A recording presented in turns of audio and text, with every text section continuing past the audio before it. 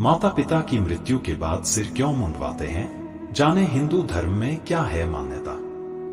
गरुड़ पुराण के अनुसार माता पिता या घर के किसी सदस्य की मृत्यु के बाद सिर मुंडवाया जाता है। इसे मृत्यु के बाद का आवश्यक नियम माना जाता है। कई लोगों के मन में अक्सर यह सवाल आता है कि आखिर ऐसा क्यों किया जाता है।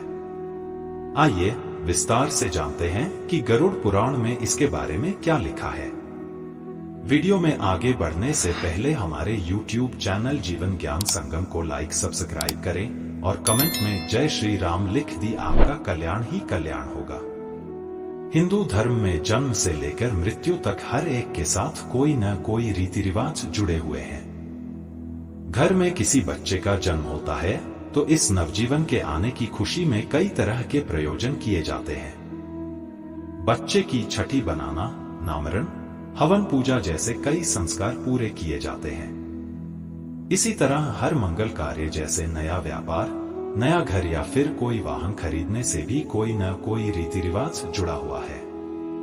बात करें जीवन के बाद मृत्यु की, तो मृत्यु के बाद मनुष्य इस संसार को त्याग कर चला जाता है, लेकिन उसके घर परिवार के लोग उसकी मुक्ति के लिए आवश्यक कई संस्कारों को पूरा करते हैं, जिससे कि इस संसार को छोड़ चुके उनके परिजन की आत्मा तृप्त हो सके।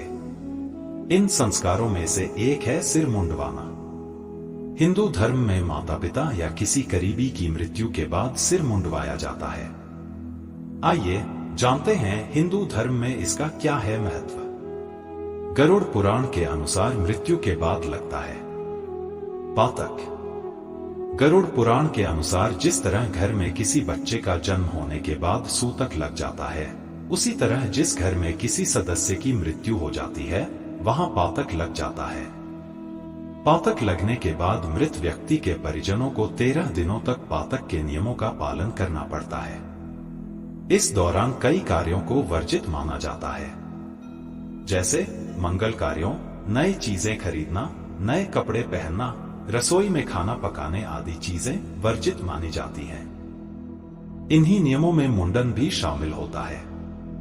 बालों को भौतिक संसार से संपर्क और मोह से जोड़कर देखा जाता है।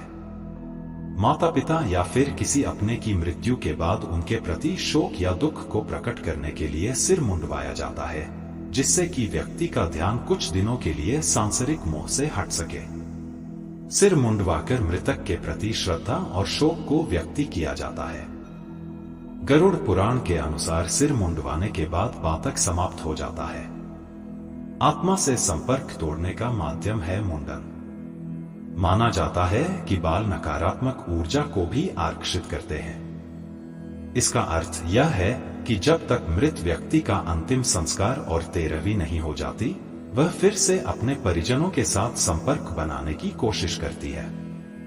इस कारण से आत्मा का जीवन से हर तरह का संपर्क तोड़ने के लिए किसी के मरने के बाद मुंडन कराया जाता है। स्वच्छता का भी रखा जाता है ध्यान। किसी के मरने के बाद मुंडन कराने का एक वैज्ञानिक पहलू यह भी है कि किसी के मरने के बाद स्वच्छता का भी बहुत ध्यान रखा जाता है।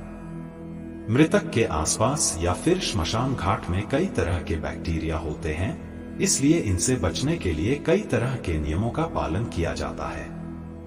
स्वच्छता और पवित्रता बनाए रखने के इन नियमों में मुंडन को भी शामिल किया जाता है।